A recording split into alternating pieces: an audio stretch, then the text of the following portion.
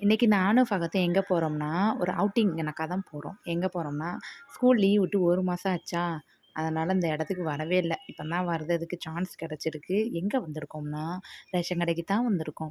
ஏன்னா மாசத்துல 1 நாள் இது உண்மையிலே காலையில வந்தோம்னு வச்சுக்கோங்களேன், 1 மணிக்கு ரிட்டர்ன் போற மாரி தான் இருக்கு. அப்ப இது என்னது? இது ஒரு சூப்பரான பிக்னிக் தானே!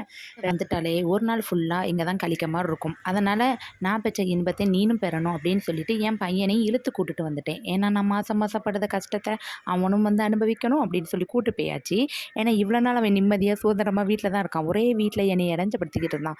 எங்கேயாவது கூட்டு போம்மா லீவ் விட்டாச்சுலான்னு. அதான் புள்ளைய ஆசைப்பட்ட உடனே நான் ரேஷன் கடைக்கு கூட்டிட்டு வந்துட்டேன். வாங்கிட்டு வந்த பொருட்கள் எல்லாத்தையுமே அந்தந்த பாக்ஸ்ல ஸ்டோர் பண்ணி வச்சாச்சு. அது வைக்கட்ட மாமி கண்ல பட்டுச்சுன்னா பின்ன நம்மள ரொம்ப பேசுவாங்க. அதனால பாக்ஸ்ல எல்லாத்தையும் எடுத்து வச்ச பிறகு தான் நான் கொஞ்சம் நிம்மதியா இருந்தேன். அப்படி இருந்தாலுமே போயிட்டு வந்தோனே, இந்த கிச்சன் பக்கம் வர ரொம்ப எரிச்சலா தான் இருந்துச்சு. அங்க அவ்வளோ தூரம் கால் கடுக்க நின்னு வாங்கிட்டு, அதுக்கப்புறம் அந்த கிச்சன் பக்கம் நுழையவே கஷ்டமா இருந்துச்சு.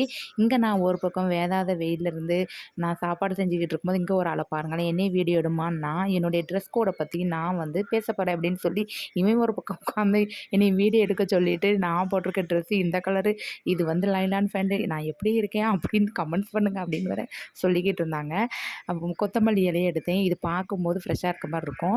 இதுக்கு முன்ன வாடி போய் இருந்துச்சு. நான் தண்ணீல போட்டேன்னா, அது சூப்பரா வந்து ஃப்ரெஷ் ஆயிட்டு. ஏன்னா வந்து தண்ணீல நம்மளே அடிக்கிற வெயிலுக்கு காஞ்சி காஞ்சி ஓடனக்கா ஆயிருதும்.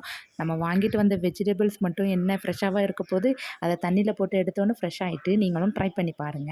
இன்னைக்கு வீட்ல கடந்த கத்தரிக்காய், வெண்டைக்காவ போட்டு இன்னைக்கு வெண்டைக்காய் வந்து பொரியல் பண்ணியாச்சு. கத்தரிக்காய் போட்டு சாம்பார் வச்சாச்சு. ஒரு நாள் சாம்பார், ஒரு நாள் புளிக்குழம்பு. இதே தான் டெய்லி மாத்தி மாத்தி ரொட்டீனா மாறிக்கிட்டு இருக்கு. சண்டே மட்டும் தான் எங்களுக்கு இதிலிருந்து சுதந்திரம் கிடைக்கக்கூடிய நாள். ஏன்னா, அந்த சாம்பார், புளிக்குழம்புலேருந்து ஒரு விடுதலை கிடைக்கும்னா, அது அன்னைக்கு ஒரு நாள் மட்டும் தான். நானே சும்மா இருந்தாலும் என் புள்ளைங்க கூப்பாடு போட்டு பிரியாணி, நெய்ச்சோறு ஏதாவது செஞ்சு அசத்த சொல்லிருவாங்க.